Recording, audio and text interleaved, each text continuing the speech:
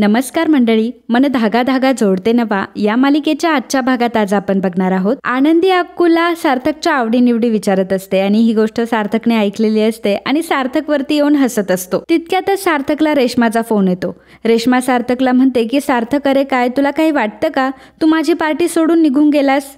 सार्थक म्हणतो की अगं आनंदीला जरा ऑकवर्ड वाटत होतं ना, म्हणजे तिला पार्टी वगैरे ह्या सगळ्या गोष्टींची सवय नाहीये म्हणून मला यावं लागलं. रेश्मा त्याला म्हणत असते की नाही सार्थक, परंतु रेश्मा म्हणत असते की नाही सार्थक, माझी पार्टी सोडून तू खूप मोठी चूक केली आहेस. सार्थक म्हणतो की अगं बाई, आता ह्या चुकीची काही तू मला शिक्षा देणार आहेस का. रेश्मा म्हणते की हो देणार आहे. आज संध्याकाळी तुला माझ्यासोबत कॉफी शॉपमध्ये यावं लागेल. मला तुझ्यासोबत काही महत्त्वाचं डिस्कस करायचं आहे, त्यामुळे तुला यावंच लागेल. सार्थक म्हणतो की बरं बाई, येतो मी. आणि मग फ्रेश होण्यासाठी सार्थक बाथरूममध्ये निघून जातो. तर मित्रांनो, आज आपल्या लाईकचं टार्गेट असणार आहे 30 लाईक्स, त्यामुळे पटापट लाईक करा. तितक्यातच आनंदी तिथे येते. आनंदीला अक्कूकडून समजलेलं असतं की सार्थकचा आवडीचा रंग हा स्काय ब्ल्यू आहे आणि ती लगेचच कपाटामधून आकाशी रंगाचा एक शर्ट काढते आणि बेडवर ठेवते आणि लपून बसते. सार्थक जेव्हा फ्रेश होऊन येतो, जेव्हा तो शर्ट बघतो तेव्हा त्याला समजलेलं असतं की हा शर्ट नक्कीच आनंदीने ठेवलाय. मनोमन तो खूपच खुश होत असतो की चला, आनंदी माझ्याबद्दल विचार तर करायला लागली, माझ्या आवडीनिवडी तर जाणून घ्यायला लागली आहे. आणि त्याला हे सुद्धा समजलेलं असतं की दारामागे आनंदी लपली आहे सुद्धा, त्यामुळे आता आनंदीचीच आपण मजा घेऊयात असं तो ठरवतो आणि मुद्दामच तो आकाशी रंगाचा जो शर्ट आहे तो पुन्हा कपाटामध्ये ठेवू लागतो आणि कपाटामधून काळ्या रंगाचा शर्ट काढत असतो. आनंदी विचार करत असते की सरांना तर आकाशी रंगाचा शर्ट आवडतो, मग ते काळ्या रंगाचा शर्ट का घालताय. आणि तोच विचार करत असताना सार्थक तिथे येतो आणि म्हणतो की तुम्ही इथे काय करताय. आनंदी म्हणते की काही नाही सर, मी काहीच करत नाहीये इथे. आनंदी म्हणते की अहो सर, तुम्ही कपडे बदलत होता ना म्हणून मी बाहेर उभी होते. सार्थक तिला म्हणतो की अहो माझा शर्ट कोणीतरी बाहेर काढून ठेवला होता. कोणी काढून ठेवला होता. आनंदी म्हणते की मीच काढून ठेवला होता. सार्थक म्हणतो की का बरं. आनंदी म्हणते की अहो सर, तुम्ही माझ्यासाठी एवढं काही करत असता म्हणून म्हटलं की तुमच्या आवडीच्या रंगाचा शर्ट काढून ठेवावा.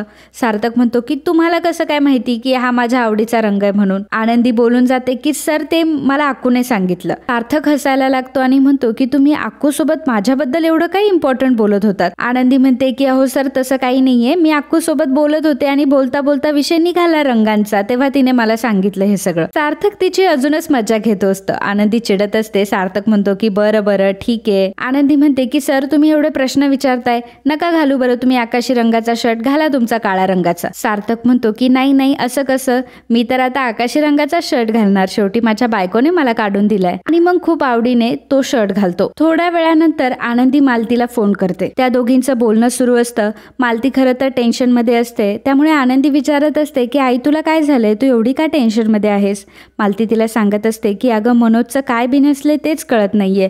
मनोज आजकाल खूपच विचित्र वागतो. आणि त्याच वेळी दारावर एक माणूस येतो. आनंदीचा फोन चालू असतो, परंतु तिला फारसं काही कळत नाही. दारावर जो माणूस आलेला असतो तो कंपनीकडून नोटीस घेऊन आलेला असतो. लीनाला तो सांगतो की गेले 4 दिवस मनोज हे ऑफिसमध्ये आलेले नाहीये, त्यामुळे बॉसने नोटीस पाठवली आहे, ते जर असंच करत राहिले तर त्यांना कामावरून काढण्यात येईल. मनोज 4 दिवसांपासून ऑफिसमध्ये जात नाहीये ही गोष्ट ऐकूनच सर्वजण थक्क होतात, कारण सकाळी सकाळी ऑफिसला जाण्याच्या बहाण्यानेच तो घरातून निघतो. मग तो नक्की कुठे जातो हा आता सर्वांना मोठा प्रश्न पडलेला असतो आणि सर्वजण घाबरलेले असतात. आणि मनोज असं का करतोय, कुठे जातोय हे कोणालाच काही कळत नाही. आनंदीलाही फोनवर नीट समजत नसतं की काय चाललंय तिकडे. त्यानंतर घरी एक माणूस आलेला असतो आणि तो आकांक्षाला एक मागणं घेऊन आलेला असतो. एक खूप सुप्रसिद्ध ज्वेलर्स असतात, त्यांचं मागणं हे आकांक्षाला आलेलं असतं आणि सुधासोबत ते बोलत असतात की खरंच खूप चांगलं घराणं आहे वगैरे वगैरे. वृंदा म्हणत असते की अरे वा, ते किती श्रीमंत आहे, चांगलं होईल आपल्या अक्कूचं जर त्यांच्यासोबत लग्न झालं तर. परंतु सुधा म्हणत असते की आम्हाला जर त्यांची पत्रिका पाहायला मिळाली तर खूप बरं होईल. तर तो माणूस म्हणतो की हो हो, तुम्हाला पत्रिकाही पाहायला भेटेल. त्यानंतर तो माणूस तिथून निघून जातो. अक्कू जेव्हा तिथे येते, अक्कूला समजतं की तिच्या लग्नाची बोलणी चालली आहे. अक्कू त्यांच्यावर खूपच रागवते आणि म्हणत असते की मी तुम्हाला सांगितलंय ना की मला अजून लग्न नाही करायचंय, माझ्या लग्नाला अजून वेळ आहे. तितक्यातच सार्थकही तिथे येतो. सार्थक म्हणत असतो की अक्कू, आतापर्यंत तू काय म्हणत होती की माझं लग्न झाल्याशिवाय तू लग्न नाही करणार, आता माझं लग्न झालंय, आता तर तुला लग्न करावंच लागेल. अक्कू म्हणत असते की दादा, अरे मला लग्न नाही करायचंय. सार्थक म्हणत असतो की तुला कुठे उद्या लग्न करायचंय, बघून तर घे मुलगा. आणि मग सार्थकच्या सांगण्यावरून अक्कू मुलगा बघायला तयार होते. त्यानंतर थोड्या वेळाने वृंदा आणि सुधा दोघीही वामन शास्त्रीकडे जाणार असतात. परंतु अरविंदची तब्येत काही ठीक दिसत नसते. त्यामुळे सुधा वृंदाला म्हणते की तू एक काम कर, तू अक्कूसोबत जा. आणि मग त्यानंतर वृंदा आणि अक्कू दोघीही वामनशास्त्रीकडे जातात. सुधा ही घरीच थांबलेली असते. तर इकडे मालती, अण्णा आणि लीना सगळेजण बोलत असतात. मालती म्हणत असते की ह्या मनोजचं काय चाललंय तेच कळत नाहीये. हा नक्की ऑफिसला नाही जाते तर कुठे जातोय. आनंदी सोबत सुद्धा माझं यावर बोलणं झालं. अण्णा मालतीवरच चिडू लागतात आणि म्हणतात की तू आनंदीला ह्या सगळ्या गोष्टी कशाला सांगितल्या. ती याचा विचार करत बसेल आता उगाच. आणि तितक्यातच आनंदीचा फोन येतो. आनंदी मालतीला विचारत असते की आई घरी सगळं काही ठीक आहे ना. नाही, मला मगाशी कोणाचा तरी आवाज आला. घरी कोणी आलं होतं का. तर मालती सांगत असते. परंतु अण्णा तिला नाही म्हणत असतात. अण्णा तिला खुणावत असतात की तू आनंदीला यातलं काहीही सांगू नकोस. तेव्हा मालती आनंदीला काहीही सांगत नाही आणि सांगते की दामले काकू आल्या होत्या आणि त्याच बोलत होत्या. जाऊ दे, तू जास्त काळजी करू नकोस असं म्हणून मालती फोन ठेवते. त्यानंतर आनंदी तिचे स्केच काढत बसलेली असते आणि त्याच वेळी तिला सुधाचा मोठ्याने आवाज येतो की अहो दार उघडा, दार उघडा. आणि सुधाचा तो आवाज ऐकून आनंदी खूपच घाबरते आणि लगेचच सुधाकडे येते. सुधा अरविंदचा दरवाजा ठोठावत असते. तर अरविंद दरवाजा उघडत नसतो. त्यामुळे सुधा ही खूपच टेन्शनमध्ये असते आणि ती जोरजोरात दरवाजा वाजवत असते. आनंदी तिला म्हणते की आई अहो बाबा दरवाजा उघडत नाहीये का, मी काही मदत करू का तुमची. परंतु सुधा तिच्यावरच ओरडत असते आणि म्हणत असते की तुला मी सांगितलंय का मदत करायला, तू जा बरं इथून. आणि सुद्धा स्वतःच अरविंदला आवाज देत असते, दरवाजा ठोठावत असते आणि रडत असते. आनंदीला काय करावं ते कळतच नसतं. आनंदी इकडे तिकडे बघत असते. ती सार्थकला फोन देखील करते.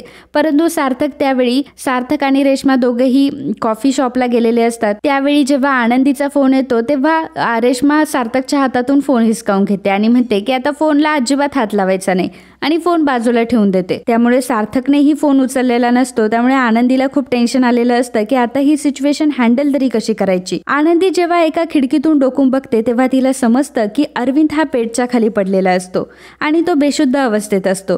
हे बघून आनंदीला आता खूप मोठा धक्का बसलेला असतो आणि आता अरविंदला बाहेर कसं काढायचा हा तिच्या पुढे मोठा प्रश्न पडलेला असतो.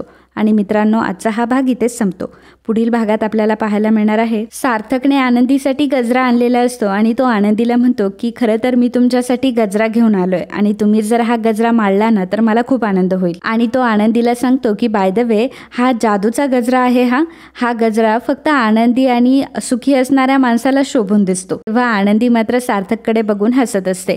तर मित्रांनो, असेच मन धागा धागा जोडते नवा या मालिकेचे डेली अपडेट बघण्यासाठी आत्ताच आपल्या चॅनलला सबस्क्राईब करा. आणि हा जर भाग तुम्हाला आवडला असेल तर व्हिडिओला लाईक आणि कमेंट करायला अजिबात विसरू नका. धन्यवाद. तर मित्रांनो, काल आपल्या चॅनलवर कमेंट करणारे आपले प्रेक्षक होते शिल्पा पाटील, वसंती दुधाले, शुभांगी म्हापसेकर, सुजाता त्रिभुवन, रमेश भवसर, निर्मला कोलेकर, मोहिनी कुलकर्णी, राजेश्वरी जाधव या सर्वांनी व्हिडिओला कमेंट करून खरंच खूप छान प्रतिसाद दिला. त्याबद्दल थँक्यू सो मच.